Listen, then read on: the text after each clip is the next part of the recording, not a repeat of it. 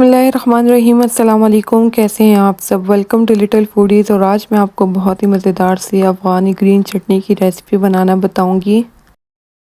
इस चटनी को आप बनाकर 1 से 2 महीने के लिए फ्रिज में स्टोर करके भी रख सकते हैं और इसके अलावा आप इसको रमज़ान में बनाकर तो मुख्तलिफ़ रेसिपीज़ के साथ इसको सर्व कर सकते हैं और पकौड़ों समोसे के साथ ये बहुत ज़्यादा मज़े की लगती है।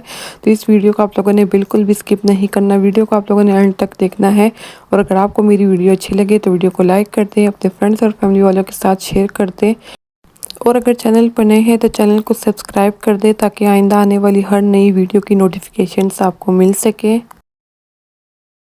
चटनी बनाने के लिए यहाँ पर सबसे पहले मैंने आधा कप हरा धनिया लिया है और यहाँ पर आप देख सकते हैं कि हरा धनिया मैंने डंडियों समेत एक बाउल में शामिल कर लूँगी और इसको आप लोगों ने पहले से बहुत अच्छे से वॉश कर लेना है।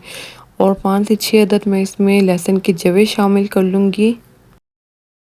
आधा कप मैंने पुदीने के पत्ते लिए हैं और इसको भी मैंने बहुत अच्छे से धो लिया था क्योंकि इसमें बहुत ज़्यादा मिट्टी होती है। 1 चाय का चम्मच मैं इसमें दड़ा मिर्च शामिल कर लूँगी, आधा खाने के चम्मच चीनी शामिल कर लूँगी, आधा चाय का चम्मच इसमें नमक शामिल कर लूँगी। 4 से 5 अदद मैं इसमें हरी मिर्ची शामिल कर लूँगी, आप अपने टेस्ट के मुताबिक इसमें शामिल कर लीजिएगा। आधे कप से थोड़ा सा कम मैं इसमें सिरका शामिल कर लूँगी और आधे कप से थोड़ा सा कम मैं इसमें पानी शामिल कर लूँगी। आधा कप पूरा नहीं है, आधे कप से थोड़ा सा कम है।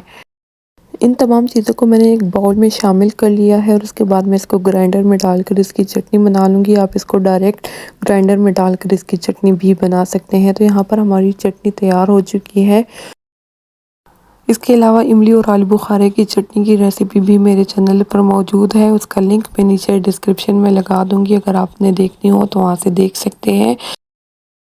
आई होप आपको आज की मेरी ये वीडियो भी अच्छी लगी होगी। वीडियो अच्छी लगी हो तो वीडियो को लाइक कर दें, अपने फ्रेंड्स और फैमिली वालों के साथ शेयर कर दें और अगर चैनल पर नए थे तो चैनल को सब्सक्राइब कर दें ताकि आइंदा आने वाली हर नई वीडियो की नोटिफिकेशंस आपको मिल सके। इसके अलावा आप मुझे फेसबुक, इंस्टाग्राम और टिकटॉक पर भी फॉलो कर सकते हैं, उसका लिंक भी नीचे डिस्क्रिप्शन में मौजूद है। अपनी ढेर सारी दुआओं में मुझे और मेरी फैमिली वालों को याद रखिएगा। Thank you. अल्लाह हाफिज़।